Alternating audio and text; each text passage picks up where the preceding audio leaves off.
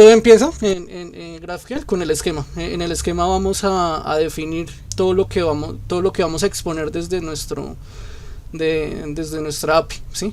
Tenemos dos tipos principales, los cuales son los queries y los cuales son las mutaciones, ¿sí?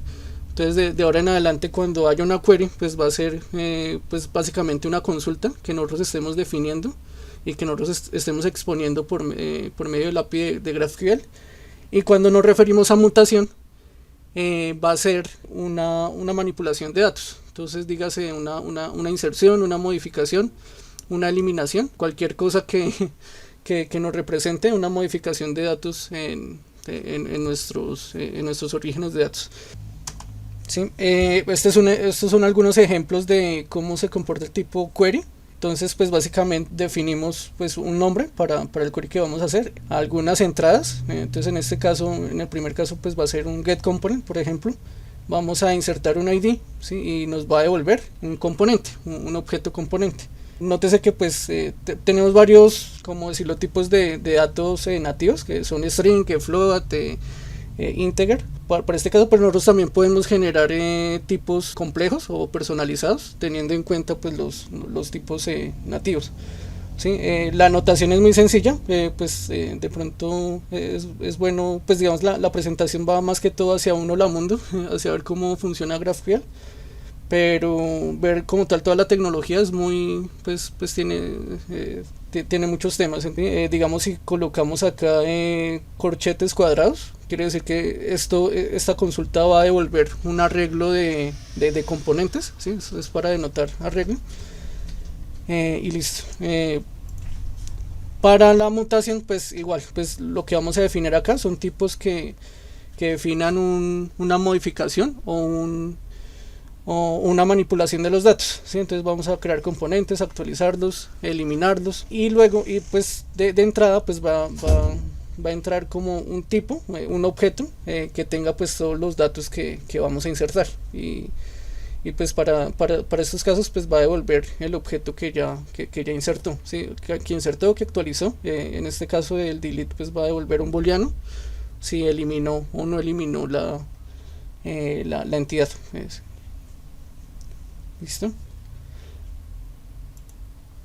Acá hay varios ejemplos de cómo crear datos custom, datos personalizados. Entonces, pues nuestras entidades por lo general no son planas, y pues a veces cuando hablamos de entidades que vienen de bases de datos no SQL, pues tenemos también datos anidados, objetos que están anidados. Entonces podemos ver acá un ejemplo de la definición de lo que sería, pues en este ejemplo, component organization. Tiene un ID que es un string, un nombre, y tiene un objeto que se llama proyectos, y proyectos, si podemos ver, es un arreglo de tipo project details, ¿sí? Adicionalmente pues definimos el objeto, el tipo de objeto project details, que igualmente pues tiene sus atributos, y pues lo que les decía anteriormente, con el signo de exclamación se define si el dato es obligatorio, o sea, si es requerido o es opcional, ¿sí? en tener ausencia del signo, ¿sí? Cuando utilizamos mutaciones, debemos ingresarle a la mutación que queramos hacer un input, ¿sí? Entonces pues no se va como un type, sino se vuelve un input. Y pues lo mismo, pues acá vamos a tener como los objetos de entrada hacia la mutación que queramos realizar, ya sea un create o un actualizar, o bueno, ya según sea el caso, ¿sí? Este es el ejemplo de un query, ¿sí? De cómo ya en la práctica invocamos la petición. Entonces en este query, por ejemplo, vamos a llamar al query get course, va a devolver, pues va a requerir de un ID, y vamos a devolver, luego de que ejecute la petición, los atributos que necesitemos, ¿sí? Entonces va a devolver un ID, un title, la URL. Podemos ver que acá también hay un objeto que está anidado, que sería como conceptos, y de eso pues también vamos a devolver el title, y de materiales el title y la URL. Esta sería como la petición, el request, y esto ya sería la respuesta, ¿sí? Entonces pues siempre va a ser un objeto que sea data, el nombre del query o el nombre de la mutación, Y luego de esto ya el resultado, bueno, pues el resultado con los atributos que nosotros estamos necesitando. Entonces, digamos que acá hay una ventaja a comparación de REST, de utilizar API REST, y es que nuestras consultas o nuestra solicitud de datos que vamos a hacer hacia nuestra API se hace de una manera dinámica. Entonces, por ejemplo, si uno tiene expuesto un objeto, por ejemplo, persona en API REST, ¿sí? Y yo pues quiero hacer un get by ID, pues él me va a devolver todo el objeto, ¿sí? Todo el objeto con todas las propiedades. Digamos, si yo no quiero en cierto caso, en cierto momento, obtener todas las propiedades, sino solamente quiero algunas, digamos, solamente quisiera el ID, para ese endpoint en particular, pues siempre me devolvería datos que no estaría utilizando en el momento, ¿sí? Si yo quisiera que solamente me volviera el ID, pues tendría que entonces customizar el backend para que si yo le coloco un flag o algo o una manipulación externa, pues solamente me devuelva los campos que yo necesito, ¿sí? Pero pues bueno, ya con GraphQL pues vemos que eso ya es dinámico y es la misma tecnología la que nos permite hacer eso. O sea, si en este caso yo solamente quisiera el ID del curso, pues no necesitaría colocar todos estos campos, solamente el ID, y él solamente me traería el ID de los cursos.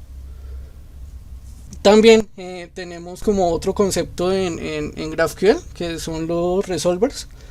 Los resolvers es como el intermediario entre nuestro esquema y el backend que está manipulando los datos que llegan del esquema, ¿sí? Entonces, digamos, yo tengo un query, ¿sí? En este caso, pues en el ejemplo, pues ese evento llega un ID.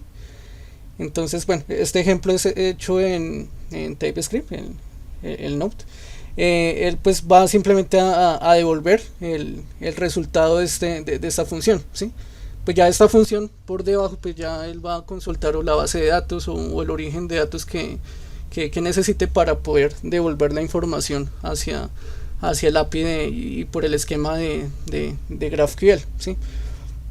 Entonces los resolvers siempre van a tener como de ID el tipo que nosotros le estemos mandando, tipo, dígase, el query que le estemos enviando o la mutación que estemos enviando, va a recibir los parámetros de entrada, ¿sí? que nosotros también estemos definiendo en el esquema, y la función en backend pues debe devolver el objeto o la definición que nosotros estemos devolviendo dentro del esquema. Entonces para este caso pues el recibe un ID que en este caso es un string y devuelve un objeto event, ¿sí?